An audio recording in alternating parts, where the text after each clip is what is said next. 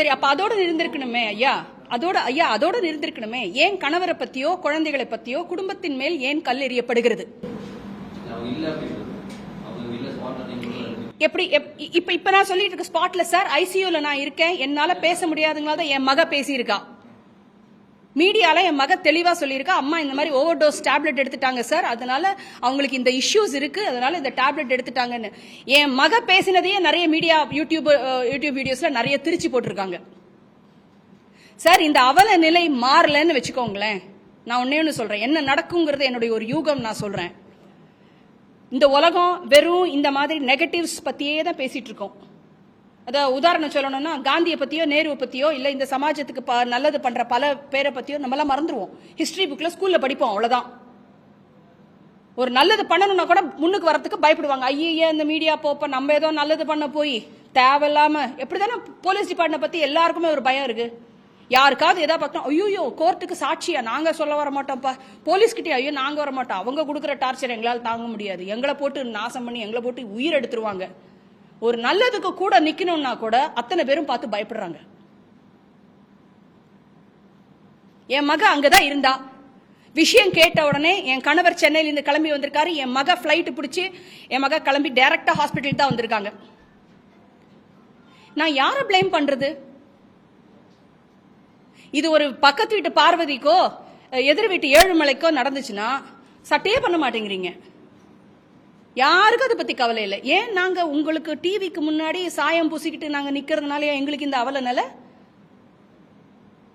இப்ப இவ்வளவு நடந்துச்சு. இன்னைக்கு நான் என்னை பத்தி அவ்வளோ மீடியால பேசின அத்தனை பேரும் பேசினீங்க. நான் இன்னைக்கு உயிரோட வந்து நான் இன்னைக்கு சொல்லிக்கிட்டு இருக்கேன். கடைசியில எனக்கு எந்த பிரச்சனையா இருந்தாலும் அங்க வந்தது யாரு? என் மகளும் என் வீட்டுக்காரும் தான். இன்னைக்கு நிக்கிறது பக்கபலமா என் குடும்பம், என் மாமியாரு, என் பிள்ளைங்க, என் கணவர், எங்க இன்லாஸ் அவங்களா தான் என் கூட நிக்கிறாங்க. இப்ப நீங்களா என்ன கைவிட்டுட்டீங்களே? நீங்களா முதல்ல ஒருத்தரோட பெட்ரூம்ல நடக்கிறது ஃபர்ஸ்ட் ஆஃப் ஆல் உங்களுக்கு என்னன்னு தெரியாது சார். அதுதான் உண்மை, பச்சையான உண்மை. அதுதான் உங்க குடும்பத்திலேயே எவ்வளவு பேர் கணவர் மனைவிகள் ஒருவேளை விவாகரத்து அப்படி இப்படின்னு நடந்திருக்கலாம். உண்மையா விவாகரத்து ஆனவங்களுக்கு கூட அந்த கணவனுக்கும் மனைவிக்கும் நடுவுல என்ன பிரச்சனை நடந்ததுன்னு அவங்க 2 பேரை தவிர்த்து கடவுளை தவிர்த்து வேற யாருக்கும் தெரியாது சார். உங்க யாராலையும் உண்மையை கண்டுபிடிக்க முடியாது. அது நன்மையாவும் இருக்கலாம், தீமையாவும் இருக்கலாம். அப்படி இருக்கும் போது என்னோட ஃபர்ஸ்ட் திங், அட்லீஸ்ட் இது ஒரு ரிக்வெஸ்டாவது எடுத்துக்கோங்க சார். நீங்க ஒரு இஷ்யூ வருதா, இந்த மாதிரி ஒரு சென்சிட்டிவான இஷ்யூ, முதல்ல சார் நான் ஒரு பொம்பளை 1 hour லைவ் வீடியோ காமிச்சிருக்காங்க. நான் எப்படி படுத்திருந்தேன், என் நைட்டி எப்படி விலகி இருந்தது, என் முந்தானி எப்படி விலகி இருந்தது, இதெல்லாமா நியூஸ்? இதுக்கெல்லாமா லைக்? ஃபர்ஸ்ட் ஆஃப் ஆல் இந்த மாதிரி வீடியோஸ் வந்து காமிக்கலாமா?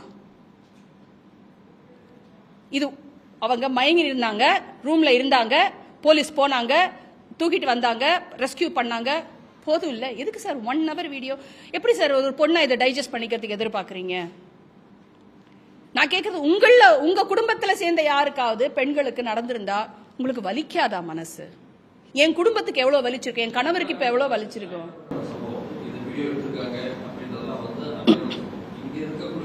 இங்க எப்படி வந்துச்சு பின்ன அந்த வீடியோஸ்லாம்?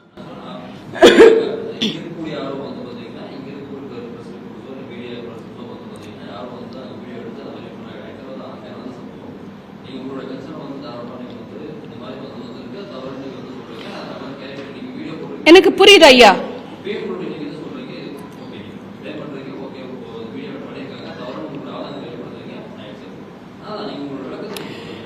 நீங்க சொன்ன பாயிண்ட்டுக்கு I'll give an explanation sir. உங்களுக்கு ஒரு வீடியோ வருது. ஃபர்ஸ்ட் நம்ம ஒரு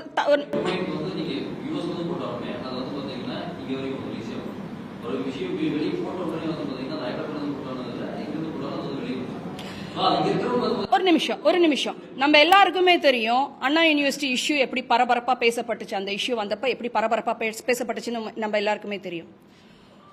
ஒருத்தர் டவுன்லோட் பண்றதையோ இல்ல ஒருத்தர் கையில ஒண்ணு கிடைச்சதுன்னா அந்த சிட்டிசன், அது யாராக இருக்கலாம், அது மீடியாவா இருக்கட்டும், நார்மல் சிட்டிசனா இருக்கட்டும், இல்ல போலீஸ் அதிகாரியா இருக்கட்டும், யாராக இருக்கட்டும், அவங்க அதை 10 பேருக்கு ஷேர் பண்றாங்கல்ல.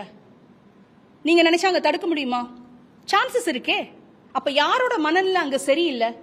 நான் எல்லாரையும் தான் கேட்கிறேன், நான் மீடியாவையும் தான் கேட்கிறேன், பப்ளிக்கையும் தான் கேட்கிறேன், ஆர் பொறுப்புள்ள அதிகாரம் இருக்கிற ஒரு டிபார்ட்மெண்ட்ல இருக்கிற அத்தனை பேரையும் தான் நான் கேட்கிறேன். ஒரு வீடியோ வந்தா டக்குன்னு அப்படிங்கிறதுக்குள்ள இப்படி ஒரு பட்டன் அமுத்தினா 100 பேருக்கு போகுது. நம்ம அனுப்புறது உண்மையா, கரெக்டா, நல்ல விஷயத்தை அனுப்புனா பிரச்சனை இல்லை. இது இதெல்லாம் இந்த மாதிரி இஷ்யூஸ்லாம் வந்துட்டு சென்சிட்டிவான இஷ்யூஸ். ஒரு பெண்ணினுடைய மானம், குடும்பம் சம்பந்தப்பட்டதெல்லாம் ரொம்ப சென்சிட்டிவான இஷ்யூஸ். இதெல்லாம் நீங்க ஃபார்வர்ட் பண்றதுக்கு முன்னாடியோ லீக் பண்றதுக்கு முன்னாடியோ யோசிக்கணும் ஐயா. எவ்வளவு நியூஸ் வருது, ஏங்க மனசு கஷ்டமா இருக்கு. என்ன மாதிரி எத்தனை பேர் வந்து பேசுறதுக்கு தைரியம் இருக்கும்னு நினைக்கிறீங்க? உங்களை பார்த்தா பயந்து தான் ஓடுவாங்க. நாளைக்கு அதான் சொல்றேனே, அண்ணா யூனிவர்சிட்டி இஷ்யூ வந்துட்டு எப்படியோ வெளியே வந்துச்சு. ஒவ்வொரு கட்சிக்காரங்களும் ஒவ்வொருத்தரும் வந்துட்டு அவங்கவுங்க ஏதோ ஒரு வாய்ஸ் கொடுத்தாங்க. இன்னைக்கு ஏன் வந்துட்டு உங்களுக்கு தெரியுமா, ஒரு 100 ரேப் நடக்குதுன்னா 10 தான் போலீஸ்க்கே வருது. ஒரு எஃப்ஐஆர் ஃபைல் பண்றாங்கனாவே ஒரு 10க்கு தான் ஃபைல் பண்றாங்க. அதுல 1 தான் கோர்ட் வரைக்கும் நீடிச்சு நிக்கிறாங்க. அத்தனை பேர் பயந்து ஓடுறாங்க. போலீஸ் டிபார்ட்மெண்ட்டை பார்த்தாலும் நம்ம நாட்டில் இருக்கிற சட்ட விஷயங்கள் ரீதியும் மீடியாவையும் பார்த்தா பயந்து போறாங்க. அண்ணா யூனிவர்சிட்டி இஷ்யூ நடக்கும் போது எவ்வளோ பேச்சு, எத்தனை யூடியூபர்ஸ் என்னவோ அங்கேயே நின்று அங்கதான் பார்த்த மாதிரி. ஐம் சாரி டு சே, ஒரு யூடியூபர் மென்ஷன் பண்ணியிருக்காரு, அந்த பெண்ணினுடைய துணியை அப்படியே அவன் தூக்கி விட்டான். என்ன சார் இது? என்ன சார் இது?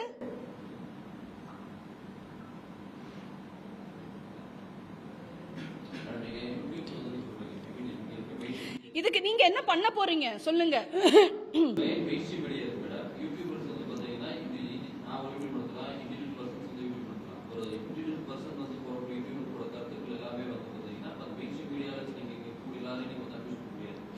சார் சரி, ஒரு நிமிஷம் சார்.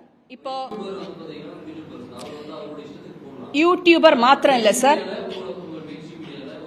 மெயின் ஸ்ட்ரீம் மீடியால வந்திருக்கே சார். மெயின் ஸ்ட்ரீம் மீடியால வந்ததால தானே இன்னைக்கு நான் பத்திரிகை நண்பர்களை கூப்பிட்டு நான் இன்னைக்கு எக்ஸ்பிளைன் பண்ண வேண்டியதா போச்சு. இப்ப நீங்க சொல்ற மாதிரி what you mentioned is a valid point, I accept. Some YouTube fellow போட்டிருந்தாருனாக்கா அதை வந்துட்டு நான் வந்துட்டு அந்த பர்சனை நான் தனிப்பட்ட முறையில் நான் வந்து டீல் பண்ணுவேன். and I am taking action. I have gone to the DCP, Joint Commissioner of Police, and also State Women's High Commissioner madam கிட்ட இன்னைக்கு தான் நான் கம்ப்ளைண்ட் ஃபைல் பண்ணிட்டு, இதே வந்து தெலுங்கானாலையும் நான் வந்துட்டு கம்ப்ளைண்ட் 8ஆம் தேதி மார்ச் 8ஆம் தேதி அன்னைக்கு நான் ஃபைல் பண்ணேன். மார்ச் 10 இன்னைக்கு தமிழ்நாடு விமன் ஸ்டேட் கமிஷனர் கிட்டையும் நான் கம்ப்ளைண்ட் ஃபைல் பண்ணியிருக்கேன். அண்ட் நாளைக்கு கேரளா ஸ்டேட் கமிஷனர் அவங்க கிட்டையும் நான் கம்ப்ளைண்ட் ஃபைல் பண்ண போறேன். நான் இந்த பிரஸ் மீட் கூப்பிட்டதுக்கு ஒரே காரணம், இந்த அவல நிலை மாறுறதுக்கு சத்தியமா நீங்க யாருமே நீங்க தான் ரெஸ்பான்சிபிள் அப்படின்னு நான் உங்களை வந்துட்டு குற்றம் சாட்டல. ஆனா நீங்களும் தான் ரெஸ்பான்சிபிள். பப்ளிக்ல இருக்கிறவங்களும் ரெஸ்பான்சிபிள். நான் மக்களுக்கும் சேர்த்து தான் சொல்றேன்.